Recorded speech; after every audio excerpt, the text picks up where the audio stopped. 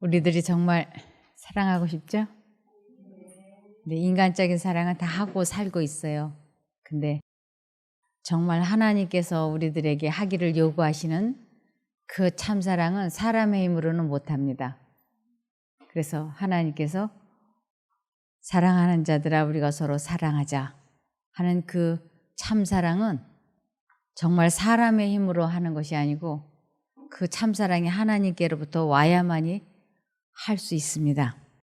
그래서 우리들이 대인관계를 할 때 가장 많이 신경을 쓰고 조심하고 정신을 바짝 차리고 관계를 맺고 대화를 나눠야 되는 사람이 사실은 우리 가족입니다.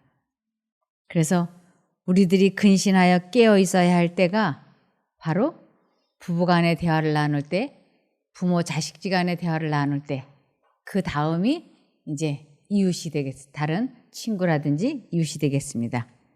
그런데 다른 사람 앞에서는 조심을 하면서 정작 가족 앞에서는 방심하게 되어가지고 하나님을 잊어버리게 되고 그럴 때 또 해서는 안 되는 말 실수들을 하게 됩니다. 그런데 디모데전서 5장 8절을 보시면 누구든지 자기 친족, 특히 자기 가족을 돌아보지 아니하면 믿음을 배반한 자요 불신자보다 더 악한 자니라. 그래서 자기 가족을 소홀히 대하거나 가족에게 함부로 대하거나 이러면 구원이 없어져요. 그래서 얼마나 우리들이 정신을 바짝 차리고 지성스럽게 보살펴주고 그 마음을 헤아려주고 도와줘야 되는 것이 자기 가족이라고 하는 것을 대부분이 잊고 지냅니다. 그래서 여기 베드로전서 4장 7절을 보시겠습니다. 만물의 마지막이 가까웠으니 그러므로 너희는 정신을 차리고 근신하여 기도하라. 만물의 마지막이 가까웠다고 하는 것은 이 세상도 만물의 마지막이 가까웠지만 질병이 든 우리들에게도 해당이 될 수 있어요. 내가 지금 질병이 들었는데 앞으로 50년을 더 살지 60년을 더 살지 그것은 보장받을 수 없습니다. 그래서 이왕에 내가 이렇게 병이 들고 몸이 불편하고 힘들다면 특별히 무엇을 위해 우리는 정신을 바짝 차리고 근신하여 기도해야 되느냐면 우리를 간병해주고 도와주고 있는 친가족들을 위해서 해야 되는 것입니다. 그래서 마가복음 13장 37절도 보시면 깨어있으라 내가 너희에게 하는 이 말이 모든 사람에게 하는 말이니라 하시니라. 깨어있으라 주의하라 정신을 바짝 차리고 조심하라. 그렇지 않으면 우리는 가장 사랑하고 아끼고 소중히 여기는 가족들에게 실수할 수 있기 때문에 그렇습니다. 그래서 에베소서 4장 26절부터 27절을 보시면 화가 나더라도 죄를 짓지 말고 해가 지기 전에 곧 화를 푸십시오. 그렇지 않으면 마귀에게 기회를 주게 됩니다. 화가 나더라도 죄를 짓지 말고 화를 곧 풀으라고요.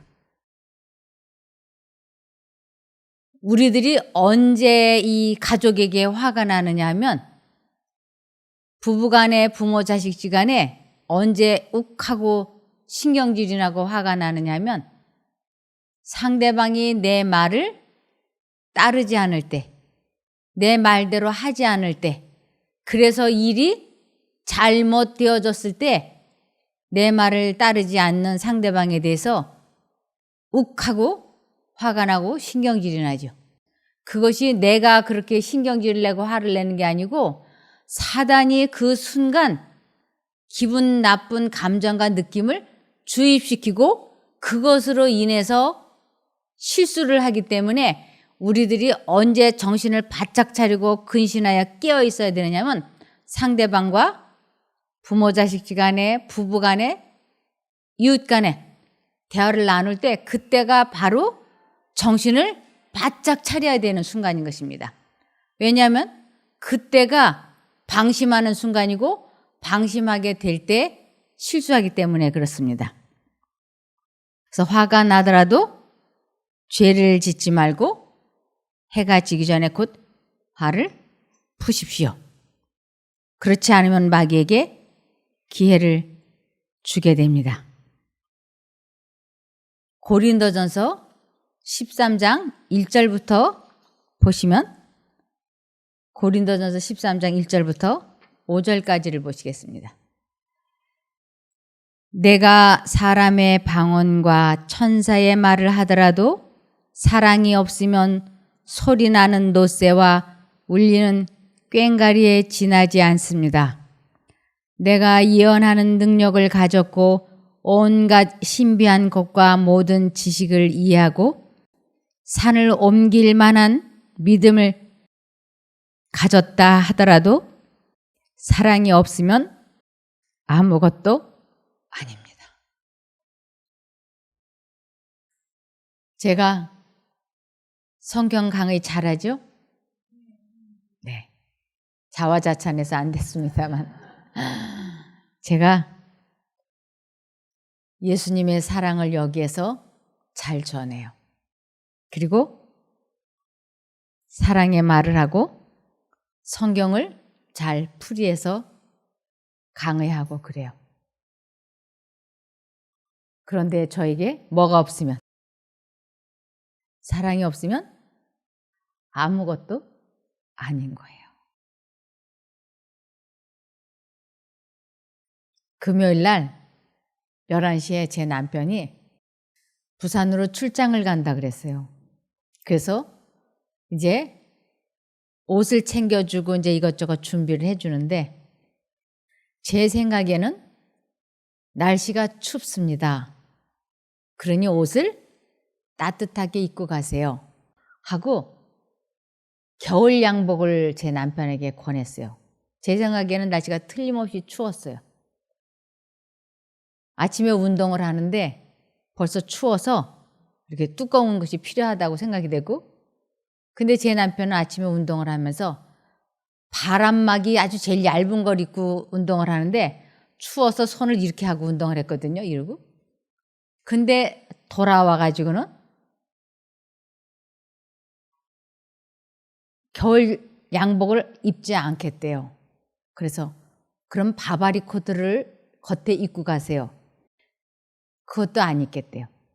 날씨가 따뜻하기 때문에 아주 얄푸리한 봄 양복만 입고 가겠대요. 이럴 때가 제가 근신하여 깨어 기도할 때예요. 사람은 자기 말을 듣지 아니하고 자기 의견이 무시되어질 때 여기에서 욱이 올라오죠. 그 순간 제 속에 욱 하는 게 올라왔어요. 날씨가 추울 거니까 겨울 양복을 입고 바바를 입고 가세요.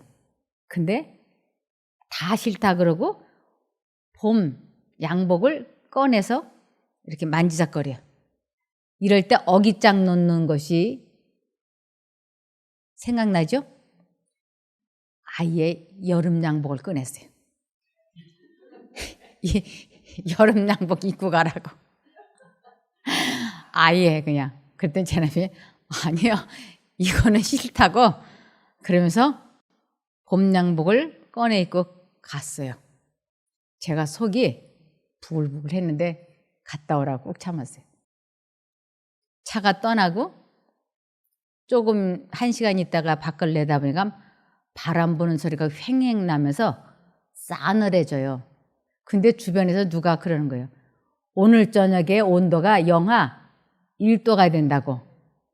근데 그 순간 들어오는 생각이 아무쪼록 얼어 죽게 추워라.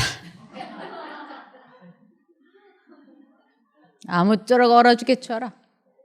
근데 또 한쪽으로는 그러면 안 돼. 감기 걸리면 안 돼. 날씨가 추우면 안 되는데. 이 두 생각이 들어오는데 제 마음속에는 내 말을 따르지 아니하고 내 말을 듣지 않은 값을 톡톡히 지불하는 것을 내가 보고 싶어 하는 거예요. 이게 누구 마음이에요? 이거를 미친 마음이라 그래요. 사단의 마음. 상대방이 잘못되기를, 내 말을 따르지 않은 것에 대한 대가를 톡톡히 지불하는 것을 보고 싶어하는 이 악한 마음이 내 것이 아니고 이것은 미친 마음이라고 성경에는 나와 있는 거예요. 한쪽 마음으로는 감기 들면 안 되니까 날씨가 좋아야 되는데.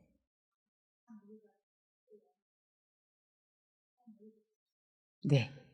근데 서울역에 도착해서 2시간 후에 전화가 왔어요.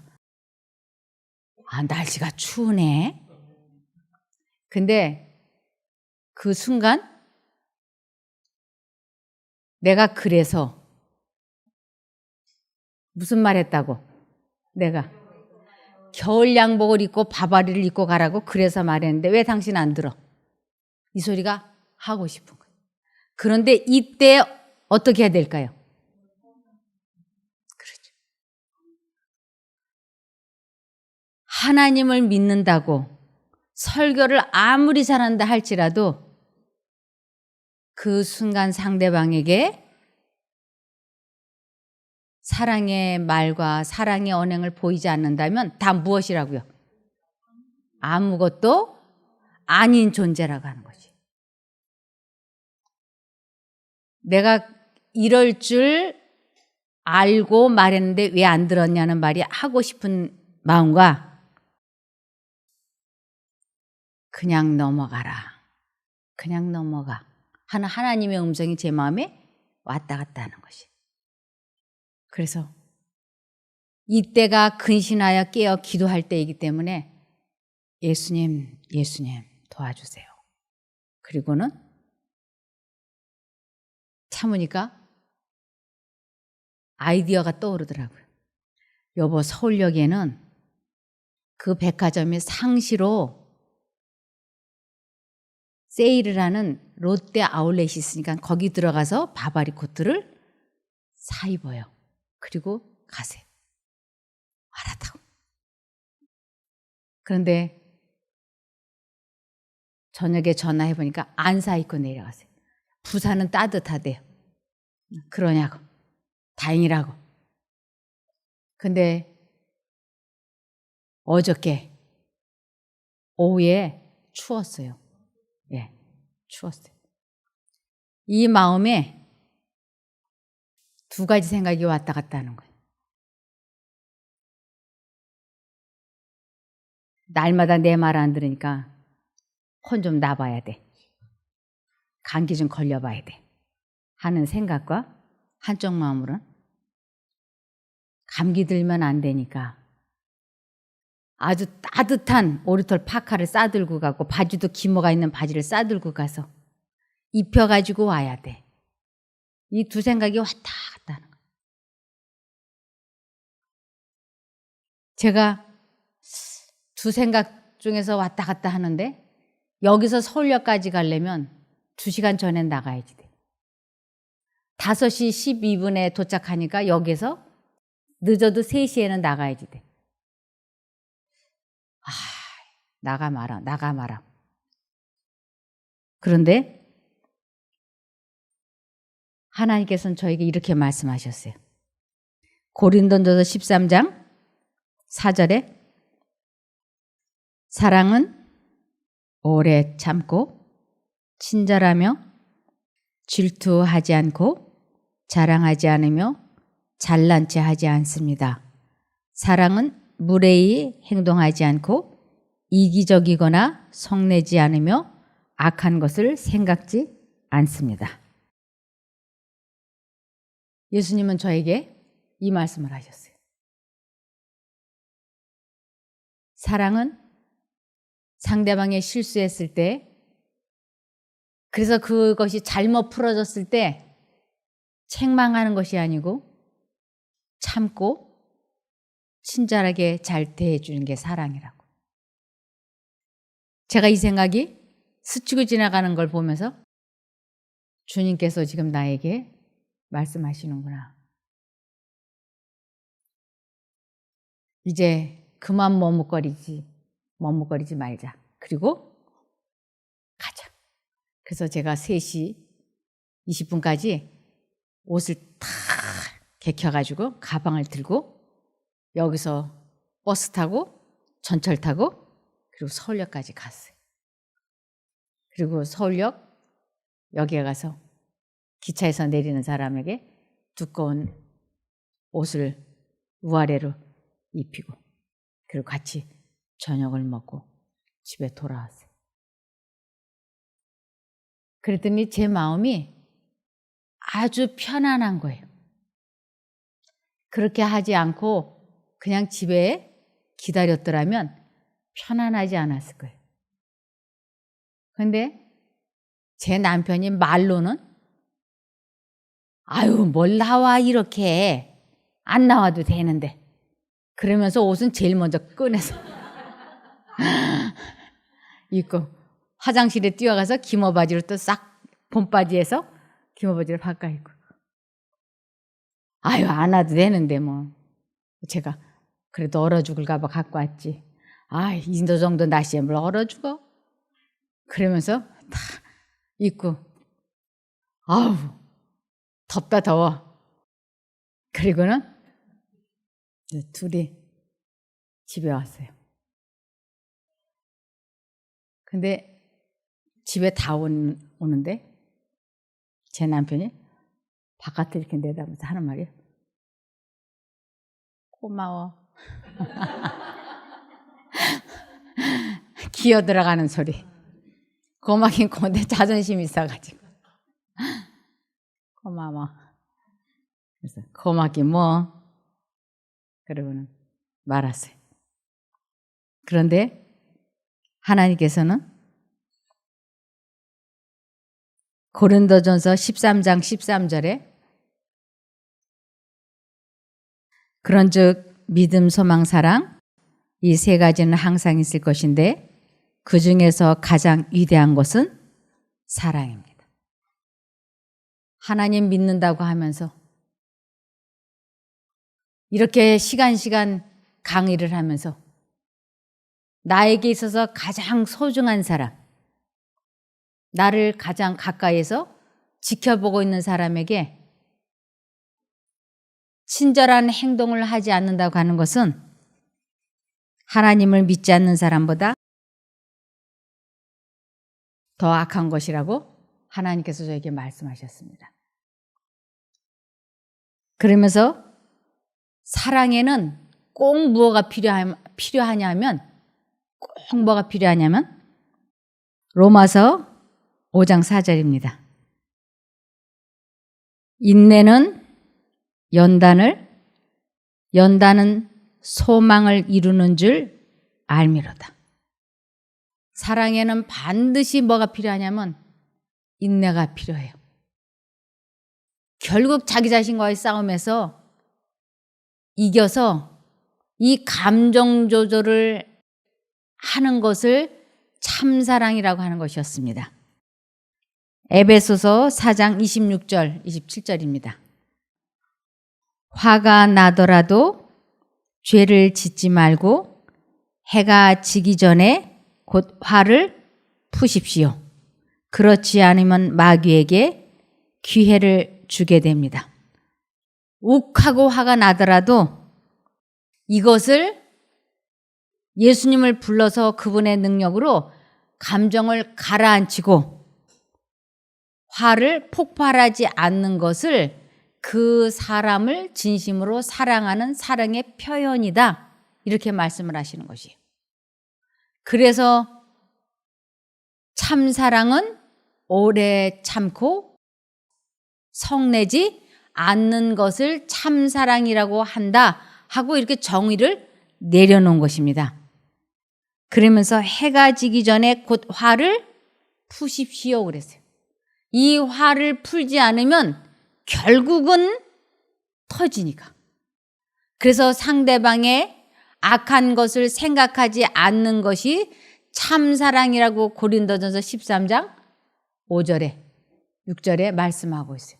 사랑은 오래 참고, 사랑은 성내지 아니하고, 사랑은 무례히 행치 아니하고, 자기의 유익, 자기의 고집대로 하지 않고, 상대방의 악한 것을 생각지 않는 것, 그 사람의 실수, 약점, 결점을 생각하지 않는 것을 상대방에 대한 목숨 바친 참사랑이라고 하는 것이었어요.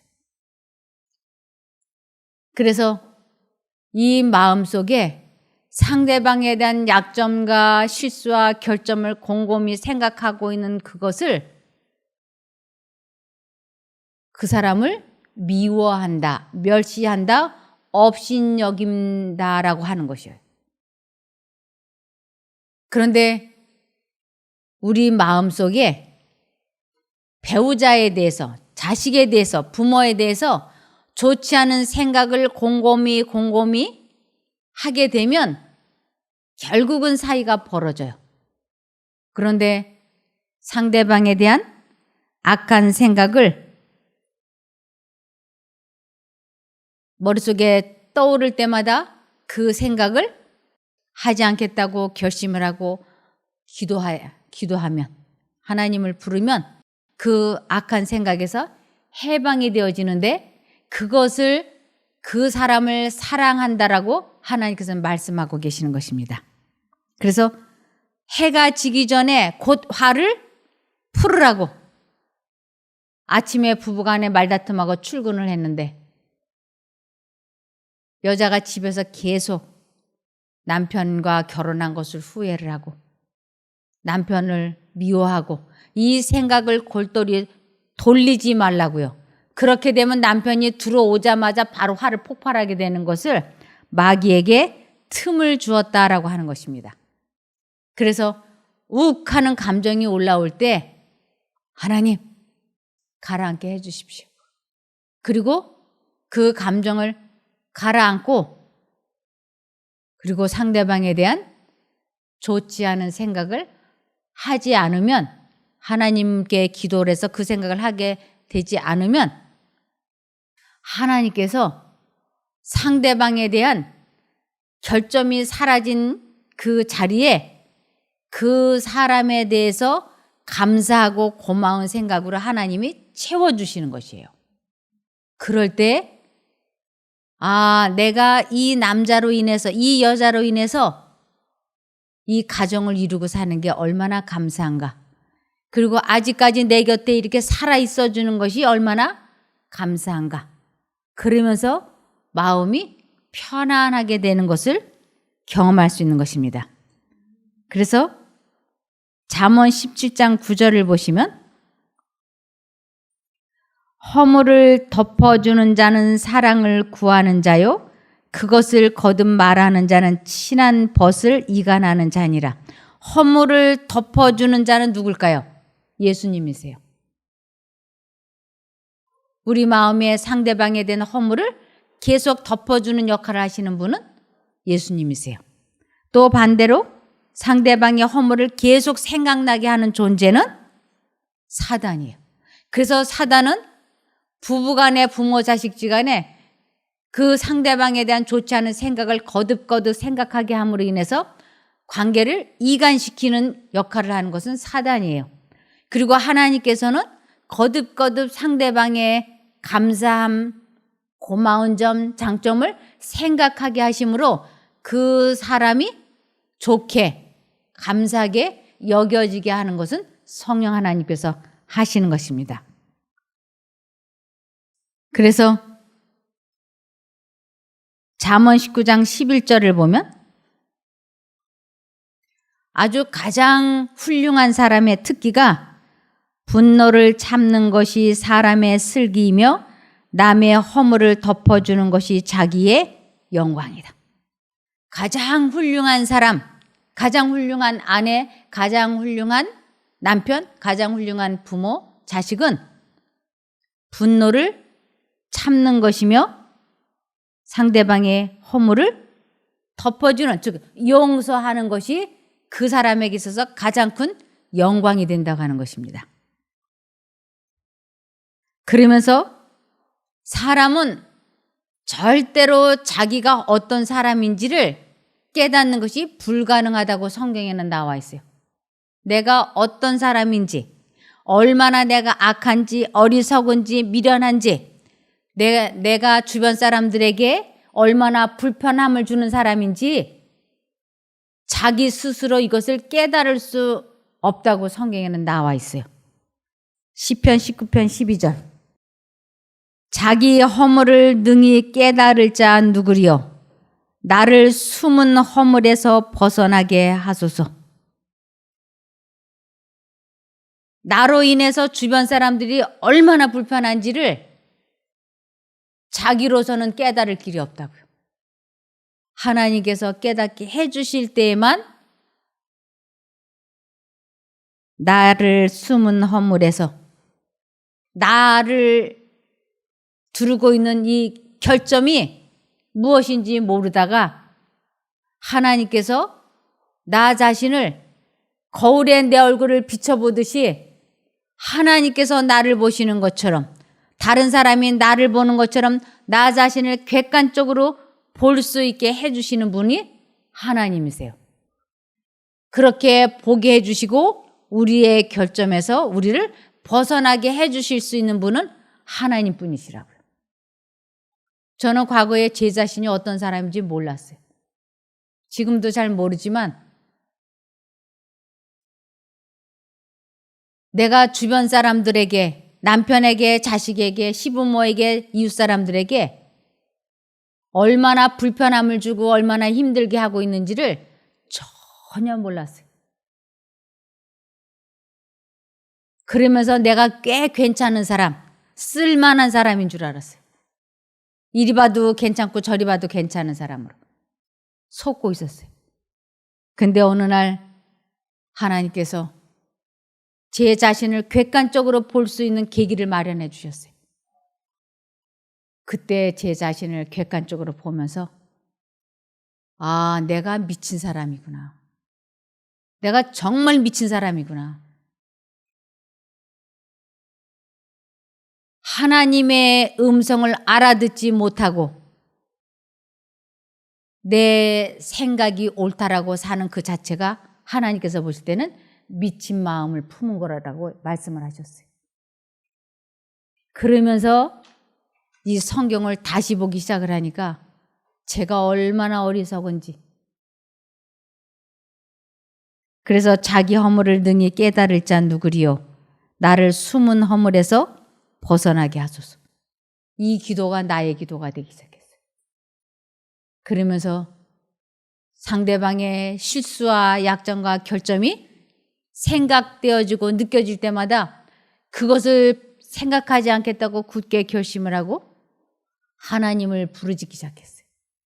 그래서 그 악한 생각에서 한 번 벗어나고 두 번 벗어나고 세 번 벗어나는 체험을 하면서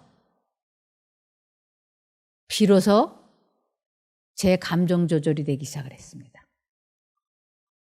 저는 내 생각이 옳다라고 많이 느껴졌기 때문에 특별히 무엇을 잘하는 사람이었느냐면 베드로전서 4장 15절. 여러분은 아무도 살인과 도둑질과 악행과 남을 간섭하는 일로 어려움을 당하지 않도록 하십시오. 저는 여기에 다 해당이 되는 사람이었어요. 살인이라고 하는 것은 상대방을 미워하는 생각을 갖고 있는 것을 성경에서는 살인하는 자라고 말씀을 하고 계셨어요. 그 마음에 상대방을 미워하는, 증오하는 감정을 품고 있는 것은 살인에 해당이 되는 것이었습니다. 도둑질, 정직하지 못한 모든 언행은 거짓되고 도둑질이고 그런 것이었습니다. 저는 정직하지 못했어요.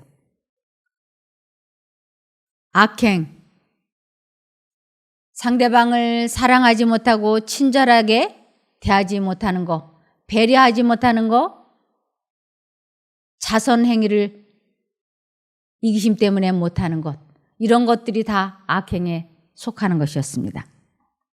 그러면서 제가 특별히 제 가족들에게 아주 잘하는 게 있었는데 그것은 간섭하는 일이었습니다. 그래서 남편도 간섭을 하고 애들도 간섭을 하고 좋게 말하면 충고였습니다. 처음에 내 말을 좋게 얘기했다가 안 들으면 더 강하게 얘기했다가 나중에 화를 내면서 막 간섭하고 충고하고 책망하고 이거를 시도 때도 없이 했어요. 사랑하는 엄마니까 사랑하는 아내니까 이것을 안 하면 직무유기라고 생각했어요. 그렇게 되면 충실하게 이 일을 해야 된다고 생각하고 충실하게 그 일을 했어요. 그런데 이렇게 하면 반드시 어려움을 당할 거라고 하나님께서 말씀을 하셨어요. 저희 가족들이 힘들어하고 저를 피하고 그러면서도 저의 이런 숨은 허물에서 벗어날 길을 몰랐어요. 근데 하나님께서 저에게 이 성경 말씀을 읽을 수 있게 해주셨고 제가 이것을 읽을 때 깊이 깨달았습니다. 관심은 우리가 많이 해야지, 가져야지 돼요. 관심이라고 하는 것은 상대방의 자유의지를 존중해 주는 것이며 그에게 사랑에 관심을 가져주는 것은 당연한 거예요. 그러나 간섭은 상대방의 자유의지를 무시하고 내 뜻대로 이끌어 가고자 해서 하는 말이었습니다. 날씨가 추우니까 코트를 입으세요. 이거는 사랑에 관심일 수 있어요. 그런데 상대방이 자유의지를 발휘해서 거절을 했을 때 내가 해야 하는 일은 상대방의 의견을 존중해 줘야지 되는데 내 의견을 따라주지 않는 것에 대해서 욱하고 미워하는 생각은 사단이 주는 생각이에요. 그건 내가 갖는 것이에요. 그 생각은 내가 하는 게 아니고. 그러면서 상대방을 내 뜻대로 끌고 가고자 하는 것은 간섭이죠. 이래서 관심과 간섭이 아주 비슷한 것 같지만 전혀 달라요. 매 순간마다 내가 관심이냐 간섭이냐. 그러면서 관심은 날씨가 추운데 옷 잘 입으라고 거기까지만 하고 내 뜻을 따라주지 않을 때 침묵해주고 내 마음을 편안하게 갖는 것은 사랑의 관심이에요. 그러나 내 뜻을 따라주지 않는다고 해서 화를 내고 미워하는 것은 그건 간섭이죠.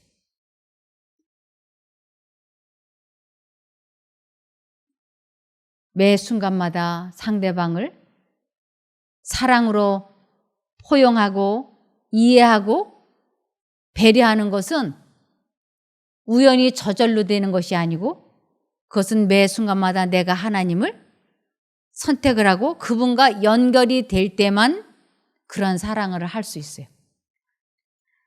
남녀들은 결혼 생활을 시작할 때에 하나님께 그들 자신을 재헌신해야 한다.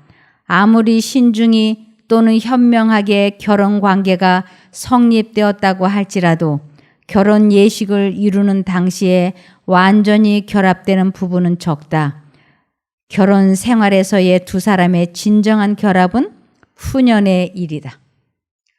결혼하면서부터 제가 지금 40년 결혼 생활을 했어요. 이 40년 동안 얼마나 많은 자신과의 싸움에서 부딪혀가고 이기기도 하고 지기도 하고 그래요. 그런데 이제서야 상대방의 자유의지를 존중해주고 그의 선택력을 존중해주고 참아주는지 제가 이 글을 읽으면서 결혼 생활에서의 두 사람의 진정한 결합은 후년의 일이다. 아, 이게 딱 맞는 말이구나. 나에게 꼭 맞는 말이구나. 그랬습니다. 그래서 전도서 9장 9절을 보시면 내 헛된 평생의 모든 날, 곧 하나님이 해 아래서 내게 주신 모든 헛된 날에 사랑하는 아내와 함께 즐겁게 살지어다. 이는 내가 일평생의 해 아래서 수고하고 얻은 분복이니라. 결혼을 해서 아주 일평생 뭘 수고해야 되느냐 하면 자기 감정 조절을 하고 마음을 다스리고 생각을 통제시켜야만이 부부가 행복하게 지낼 수 있다고.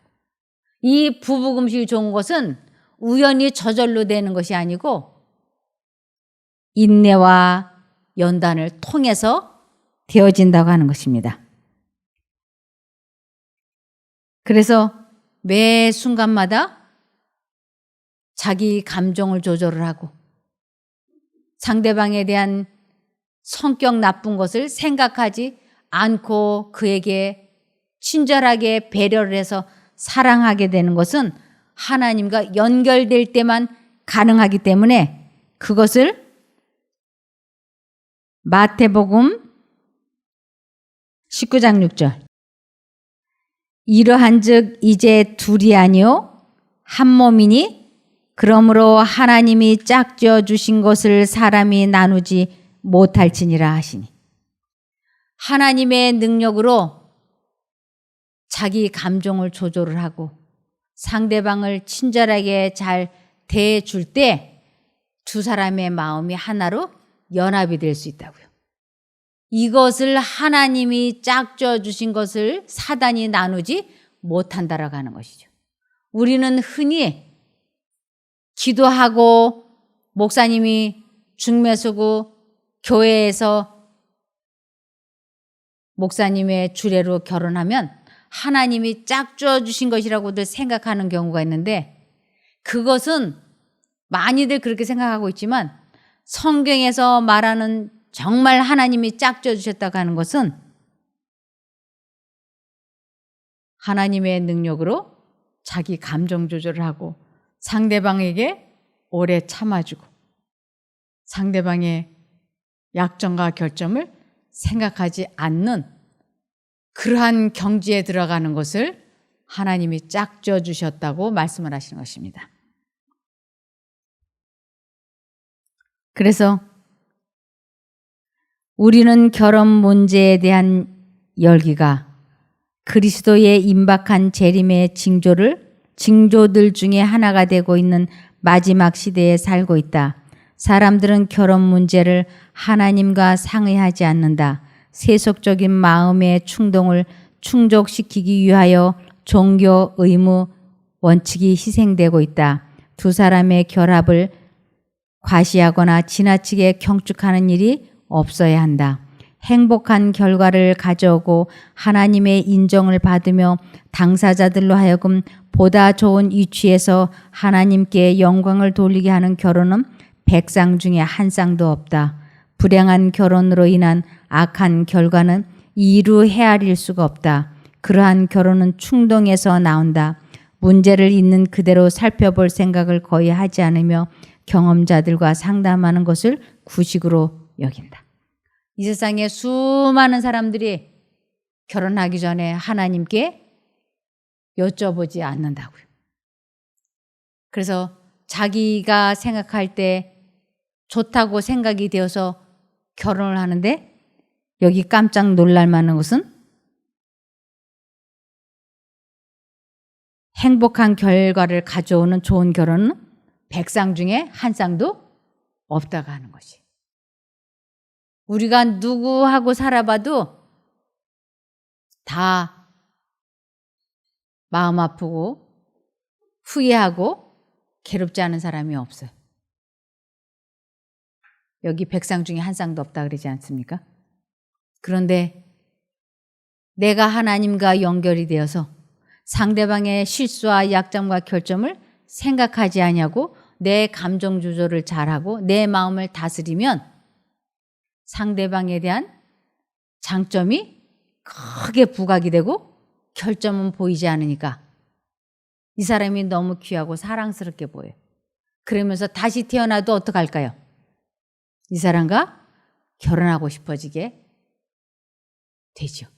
그런데 상대방에 대한 섭섭함, 야속함, 미운 감정만 집체만 하고 장점은 탁구공만하게 보이면 다시 태어나도 이 사람과 결혼할 수 없어요.